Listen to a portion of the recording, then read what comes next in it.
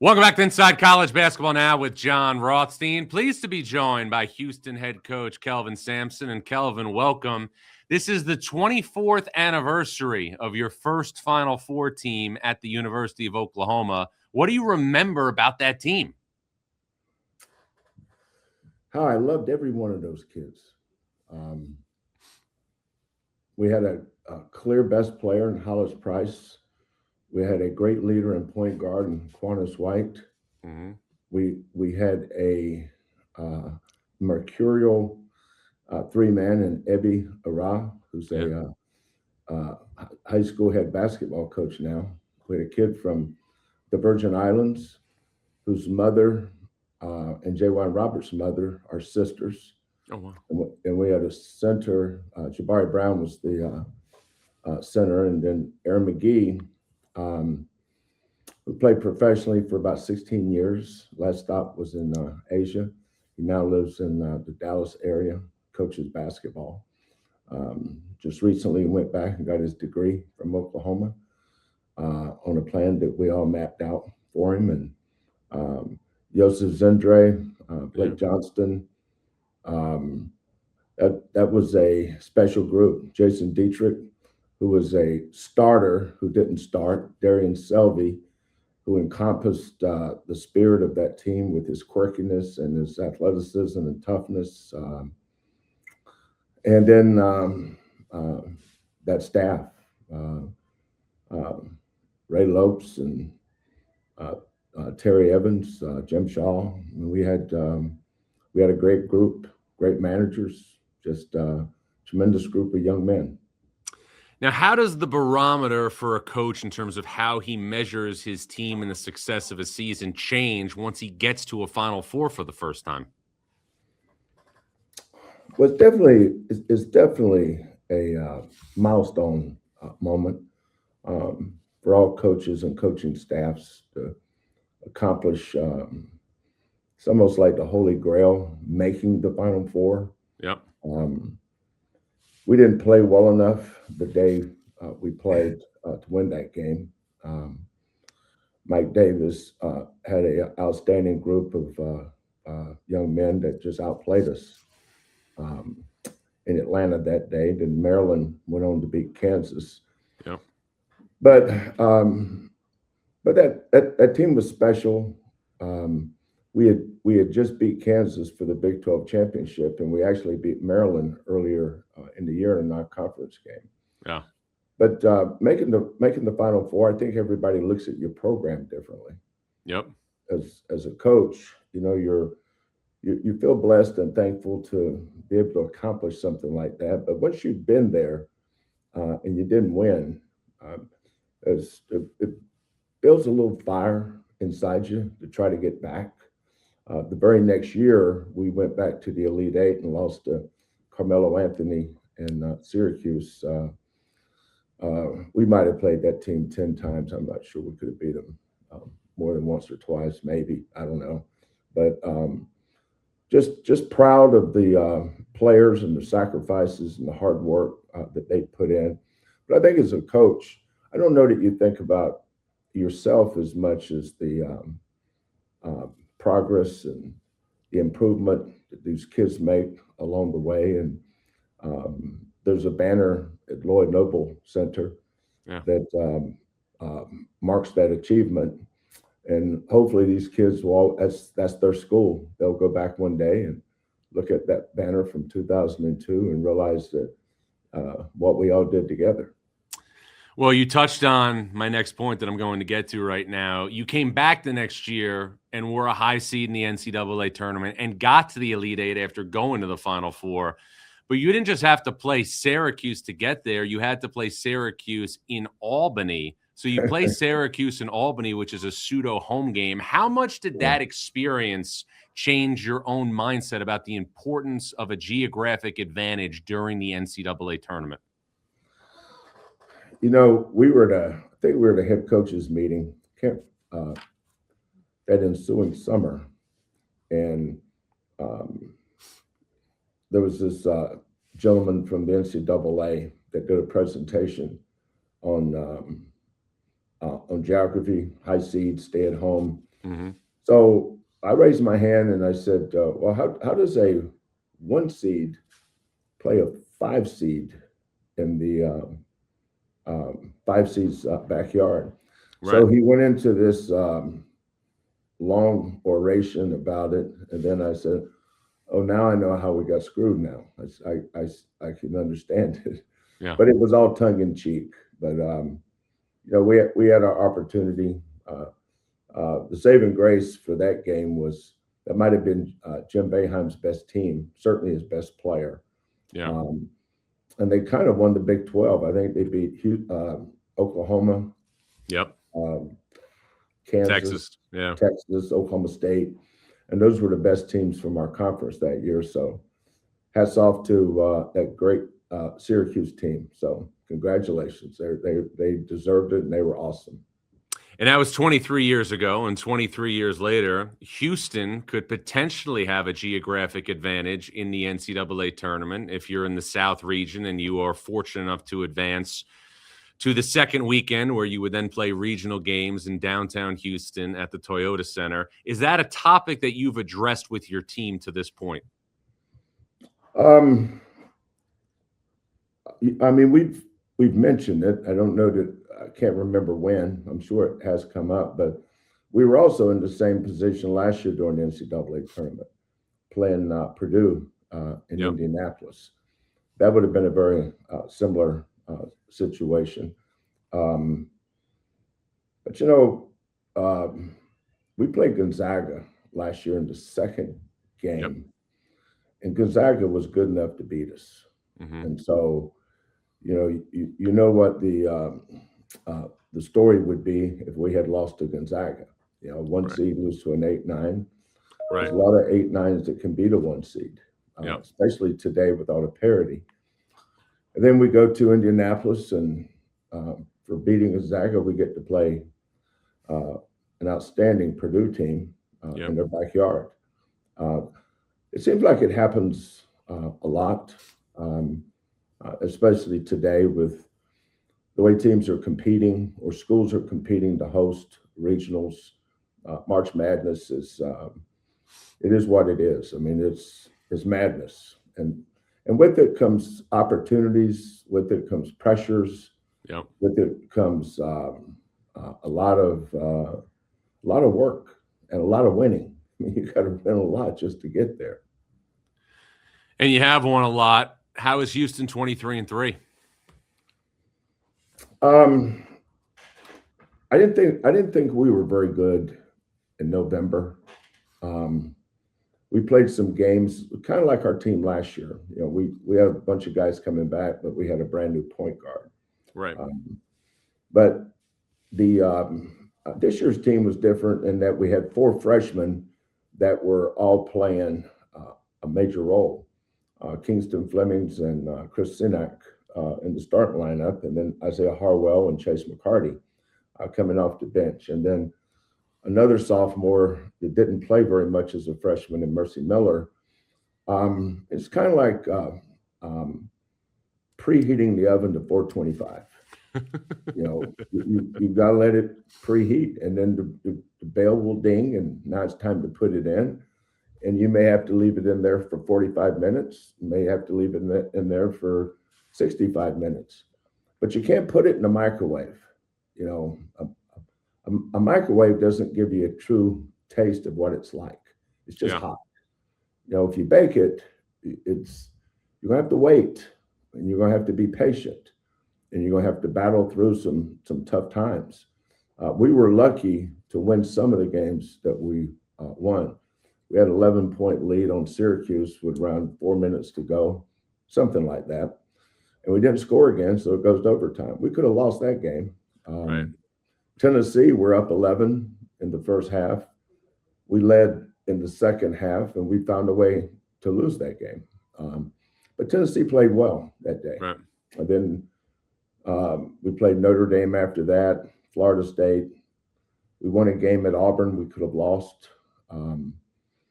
But we were still in the oven, and we hadn't pulled it out yet. And so by the time you get to Christmas, you got a good idea of what you have. Mm-hmm. And once you start conference play, you are what you are. You can get better in some areas, but your team's not going to go through some kind of metamorphosis where you become somebody you're not. Right. But our freshmen kept getting better. People started hearing about Kingston Flemings and Chris Senack. And here comes Emmanuel Sharp and Milo Juzan, Jojo Tugler, Khalifa Sacco. Yep.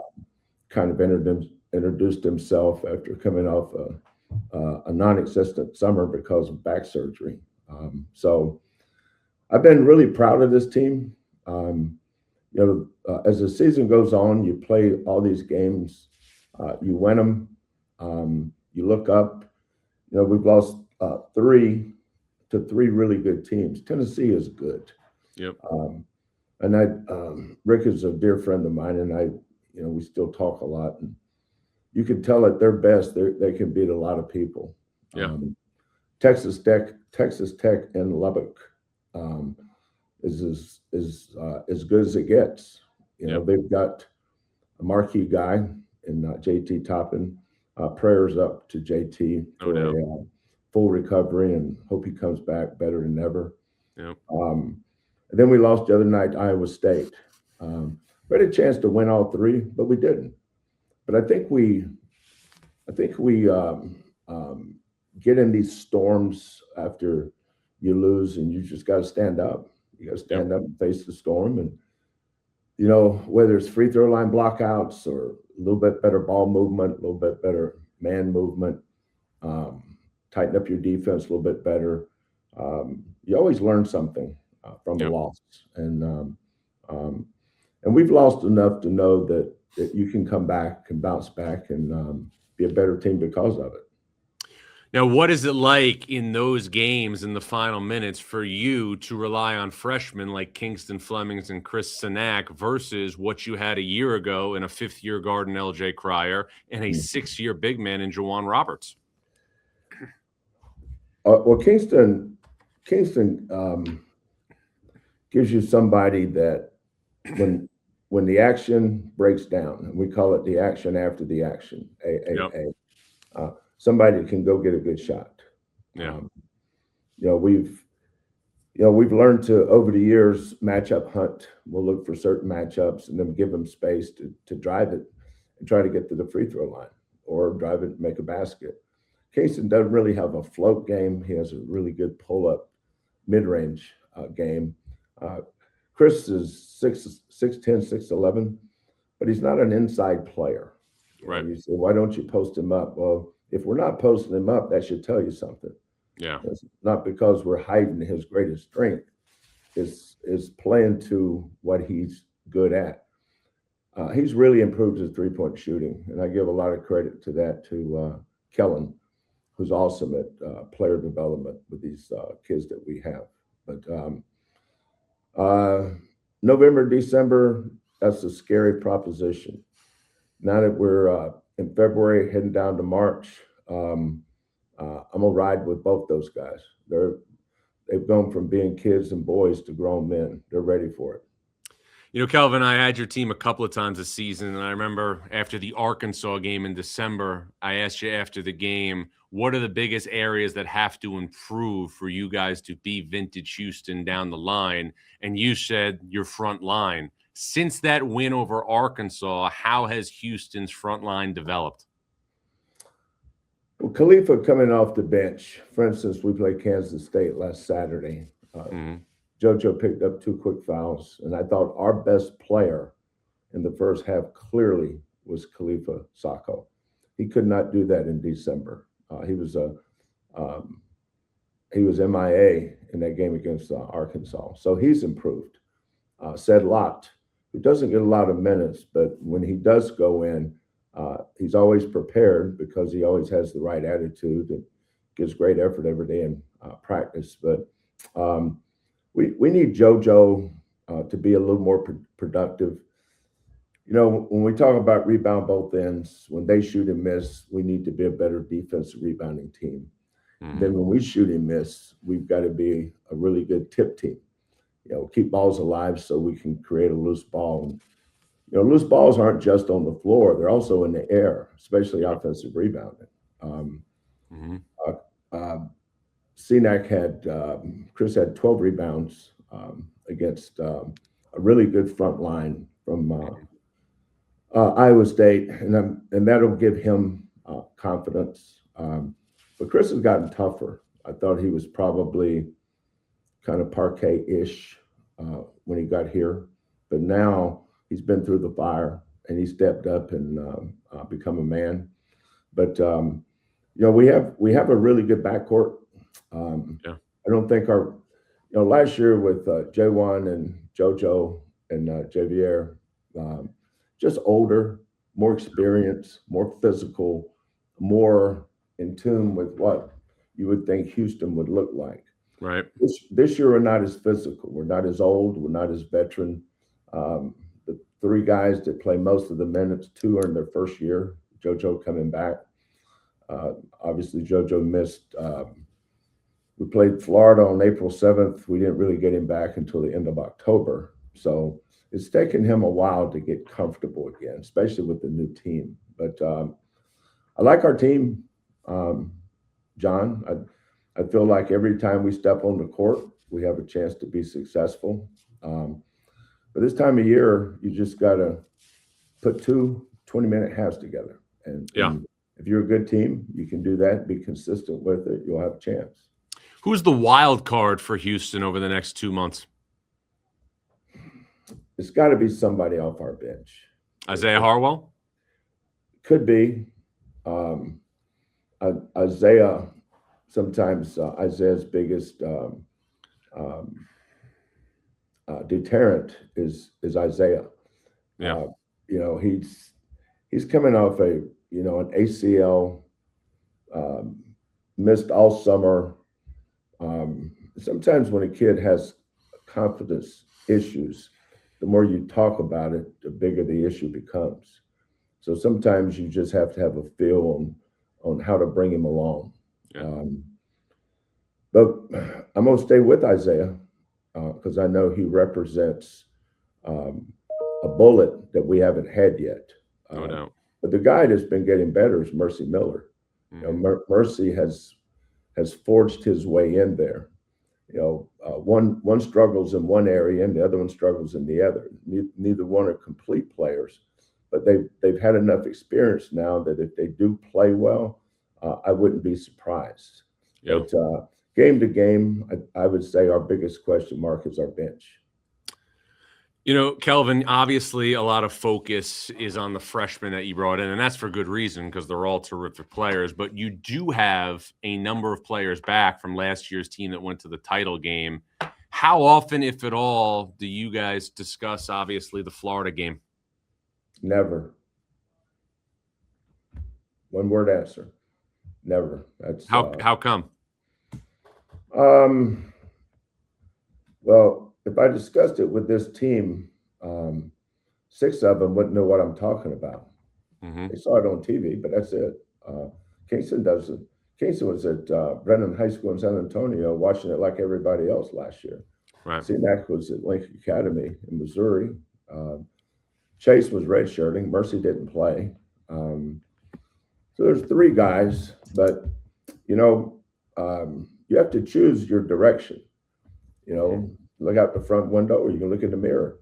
I mean, I just don't see any value in living your life in reverse. I prefer to let each team have its moment. Mm-hmm. This year's team's moment is now, not what happened in the past.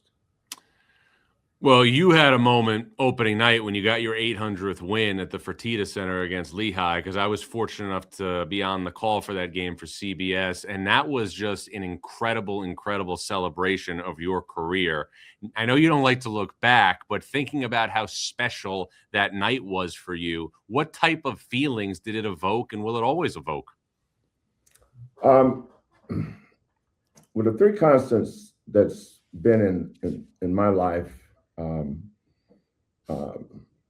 starts with my family. Yeah. It's not just Karen and Kellen and Lauren. My mother and father passed away 5 weeks apart in 2014. My dad was a high school basketball coach. My mom was a nurse. Um, I didn't know what latchkey kids were until I started reading about it, and I realized I was one of those guys. Right.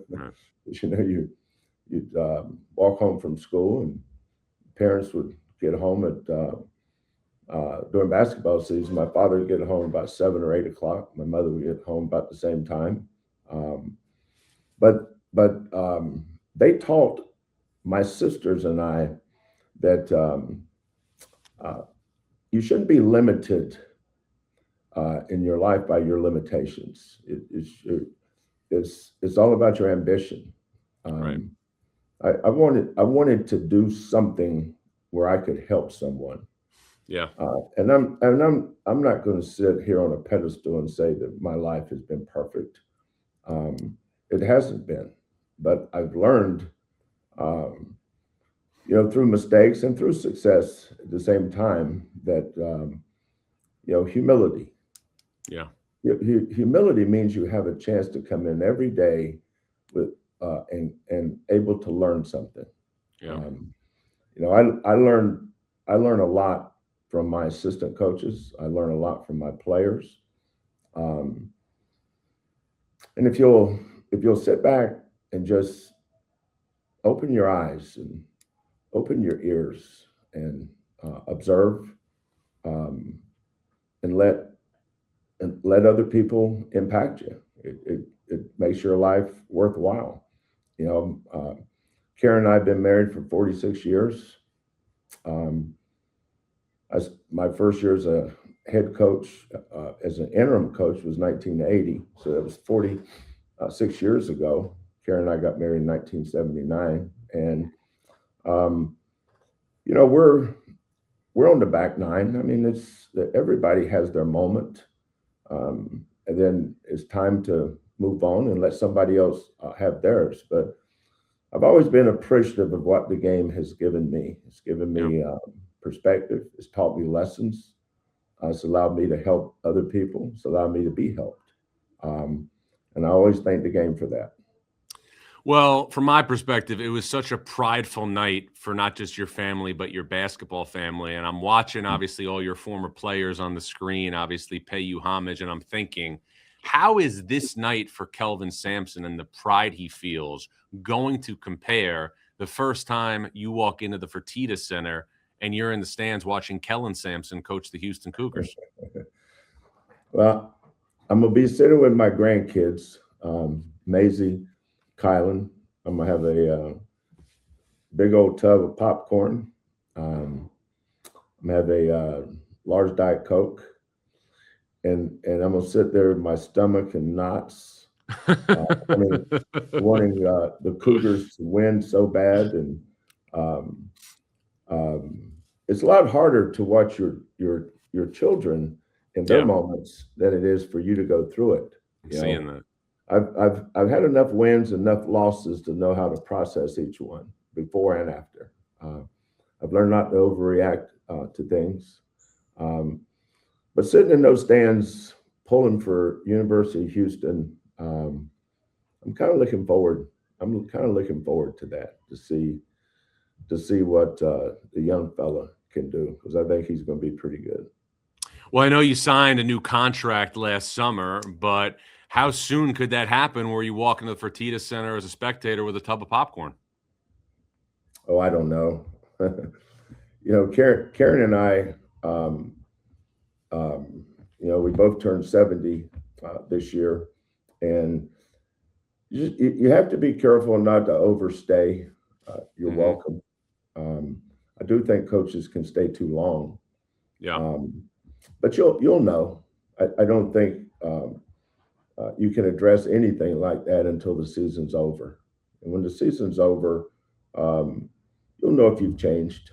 You'll know if you still got the fire, the passion to want to try to help a young man um, reach his goals and be the best that he can be, and go on that journey with him. But to me, that's what it's always been about. And your journey has taken you to so many great places in basketball. And Now you're at the ultimate place, being nominated for the Naismith Hall of Fame. I know you're preparing for Arizona. I know you're going through the Big 12 slate and trying to get a high seed in the NCAA tournament, but how often does whether or not you obviously get enshrined into the Naismith Memorial Basketball Hall of Fame cross your mind? Hardly ever. The day that, um, and I don't think I'm naive about certain things. We had just had a road game somewhere. I'm trying to remember where we were. Um, I don't like to go many days without going to see my grandkids. So Mm-hmm. we had a day off. So where were we? Can't remember what. But then that day was when they voted or announced who was moving on. But I was over at Kellen's house in his driveway playing basketball with my granddaughter and one of her little buddies, and Yeah. we were playing knockout. And I had my phone in my pocket, and my phone just started going nuts. And I said, well, "Wait a minute, Maisie, let me see what this is." I thought maybe it was Karen uh, calling me, want me to bring dinner home or something. Yeah. Um, then I looked, and a bunch of coaching buddies and Lauren and Kellen, Jeff Conrad, everybody's offering congratulations. So um, I I knew I was nominated, obviously, but I didn't really know about the next step process that would be announced. So it's very flattering. It's almost, but it's also uncomfortable in some ways. How come? Um, because it's singling me out, and Yeah. I've always been about the team, just watching Quentin Grimes leave one school and go to another and see him as a first round draft choice. I get a lot of pleasure out of that. Yeah. Marcus Sasser being 290 something in the ratings, and next thing you know, he's a first round draft choice. Yeah. Horace and Marcia Walker, Jairus's parents, choosing me to coach their son and telling me why. And then seeing him be the 8th pick. Yeah. Seeing Rob Gray and Corey Davis and Galen Robinson, LaRon Barnes, Devontae Pollard, all the players I've coached here. And you mentioned that 2002 team. But that 99 team was one of my favorite teams because that's the first. We had lost 5 consecutive games in the first round of the tournament. Right. Some of those years we probably overachieved getting there, but we couldn't win.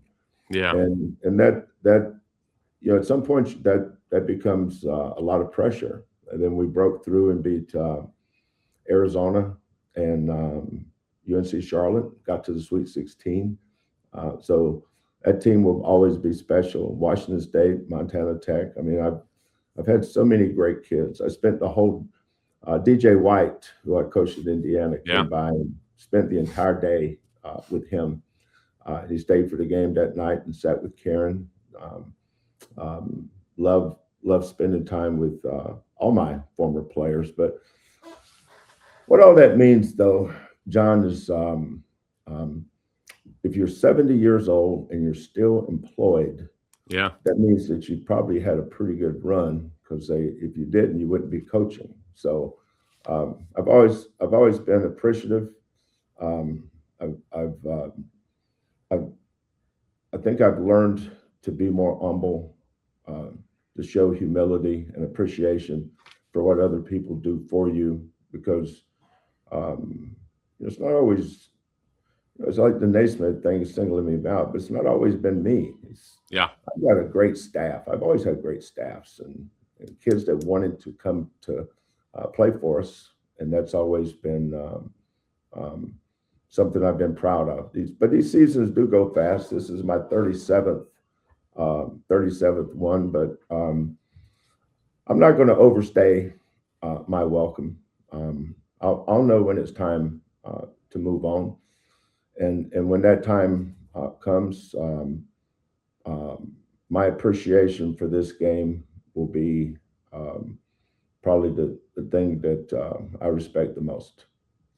Well, you've seen a lot of seasons of college basketball, but have you ever endured a 7-day stretch like the one you're in the middle of right now, where you go to Hilton Coliseum, you play a potential 1 seed on Saturday in Arizona, and then you go to Allen Fieldhouse on Monday night? Well, way back in 1981 or 80, maybe it was 83, we had to play at College of Idaho in Caldwell, Idaho, in their homecoming. The next night we played Northwest Nazarene in Napa, Idaho, in their homecoming. And then we played on Sunday afternoon Eastern Oregon State in LaGrange, Oregon. They moved their homecoming to Sunday so they could play us. So if teams are scheduling you for their homecoming, that Yeah. means that they think they've got a pretty good chance to win. But if you go back and check the record of those games, the Orediggers found a way to win all three. So we're not going to replicate that because we lost a tough one to Iowa State. Yeah. I've been watching film of Arizona all morning, and they're good enough to make you physically ill. And Yeah. we all know what it's like to go to Fog Allen, the premier basketball program, one of the great programs in history. So, but you know what these are, though, John? I don't look at them as teeth grinding or Yeah. what a great opportunity. I'm excited. I was excited to go play in Hilton. I wanted to see how Kingston and Chris and Khalifa, Mercy, Isaiah, I wanted to see how they'd never been there before. And now we're coming home to play a team that could win it all. Iowa State could win it all. Certainly Arizona can, and Kansas can. All three of those teams can win it. But we may win one, we may lose all three. But I think regardless of what we do, it's going to make us better as we go forward. Why, if you watch enough Arizona film, can it make you physically ill?